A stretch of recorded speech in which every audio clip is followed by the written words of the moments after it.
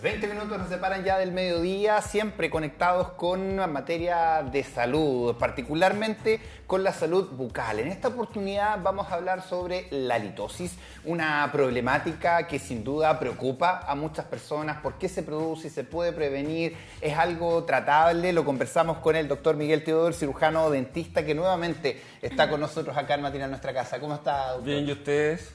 Bien, contentos de tu visita nuevamente a Matinal Nuestra Casa, pero también intrigados respecto de lo que vamos a conversar, porque este es un tema, siempre hablamos de la salud bucal como algo que también es muy social, ¿no? Exacto. Cuando hablamos de lo que pasa con nuestros dientes, con la pérdida de una pieza dental o más de una, con la sonrisa, muchas veces esa sonrisa perfecta que se busca a través de distintos tratamientos, ya sea de ortodoncia, blanqueamiento dental, etcétera, pero el mal aliento de verdad que es un temazo. No sé si catalogarlo como patología, me imagino va a depender de su causa, para que nos cuentes un poco qué lo puede provocar.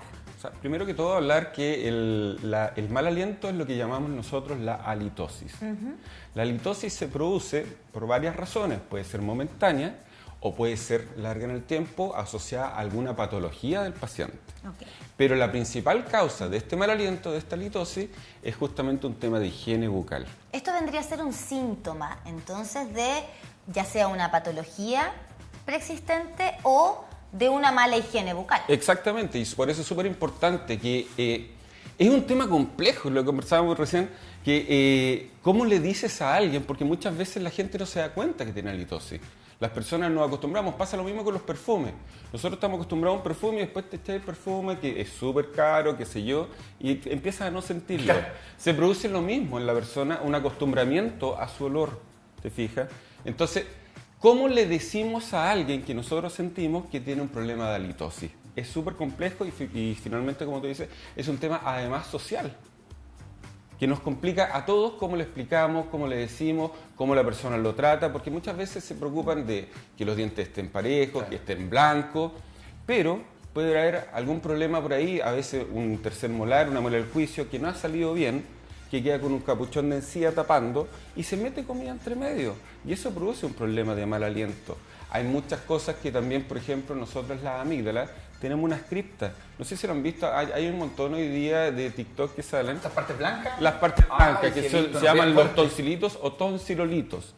Son restos de alimentos que se meten en las cavernas que tienen las amígdalas y se terminan finalmente con un proceso de putrefacción ahí, ¿te fijas?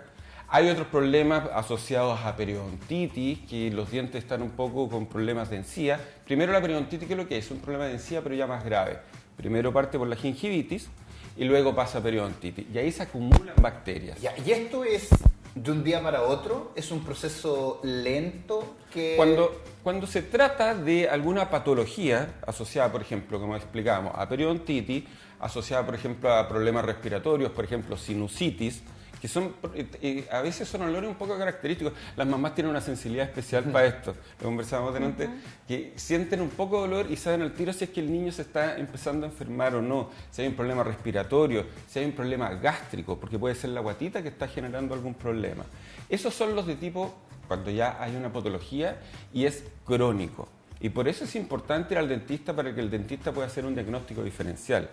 Pero cuando es momentáneo, por un problema de higiene, por un problema como se llama, lo que consumimos en el día, por ejemplo, en una empanada, cebolla, el alcoholismo, el tabaquismo, provocan un montón de halitosis, distintos tipos de olor.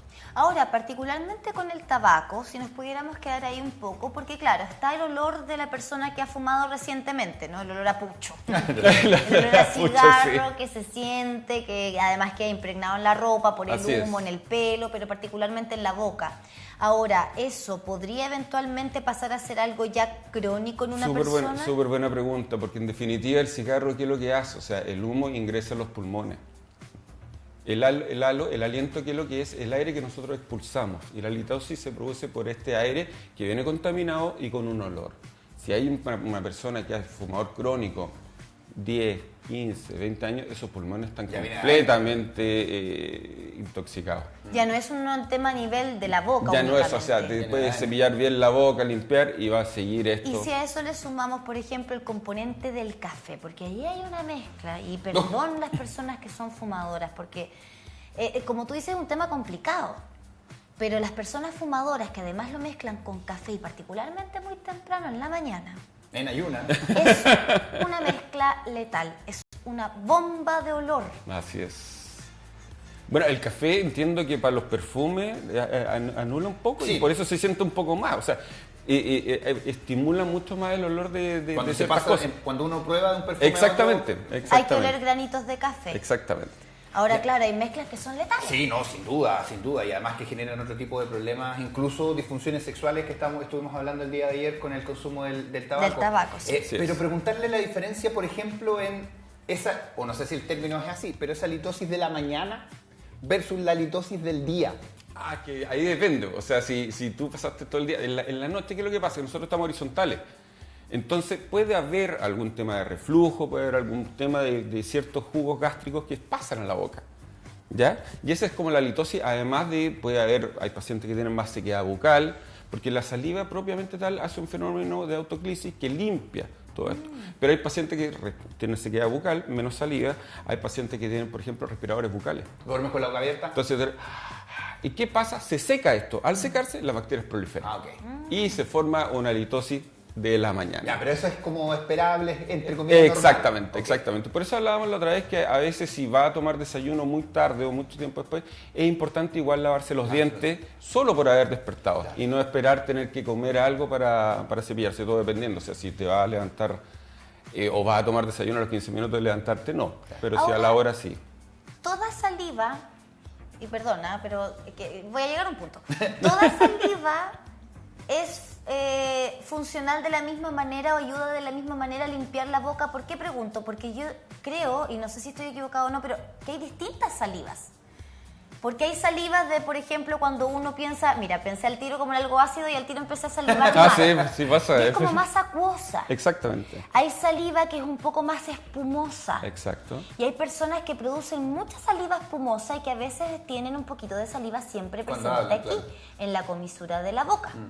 Y eso puede asociarse a qué? A que hay distintos tipos de saliva o que hay distintos tipos de pH bucal, no sé, o Pues- sequedad bucal o más hidratación bucal. Es todo lo que dijiste. En definitiva, seca. Me Exactamente. gradué de odontología. Estábamos listos. Lo que pasa es que también tiene que ver con un tema de la propia hidratación. Ah, ok. O sea, si paciente. yo bebo poca agua, por ejemplo, Vas a tener poca saliva. O sea, Poca nosotros saliva. cuando tenemos mucha, cuando estamos ya con un proceso de mucha sed, se nos empieza a secar la boca. claro. Entonces tenemos que hidratar y la saliva, ¿qué es lo que es? Es todo este líquido que se formó después de nosotros haber bebido. Entonces nosotros tomamos un poco de agua, nos vamos a mojar la boca, pero esa saliva todavía no se empieza a producir de acuerdo a esa agua Y la saliva que logramos espumosa ingerir. es como más signo de, o estará más asociado a personas con halitosis. No es que la saliva más espumosa está asociado, o sea, el tener esa saliva espumosa te puede llevar un poco más de halitosis, ¿te fijas? Porque obviamente no existe ese proceso de autoclisis que se limpia. Claro. Ok. Ya, dejamos de lado entonces la litosis de la mañana, que hay algunas parejas cuando están empezando tienen ahí muchas incomodidades. ¿Qué pasa después, durante el día? ¿Cómo descartamos que no es un problema de higiene, de que no estamos lavando mal los dientes, que estamos ocupando mal La seda la dental. seda dental o el enjuague bucal? ¿Cómo nos saltamos ese paso ya?